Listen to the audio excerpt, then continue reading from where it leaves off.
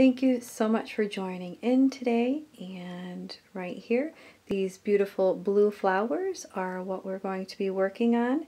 I have them there in a simple white vase. And I have a few different size brushes there.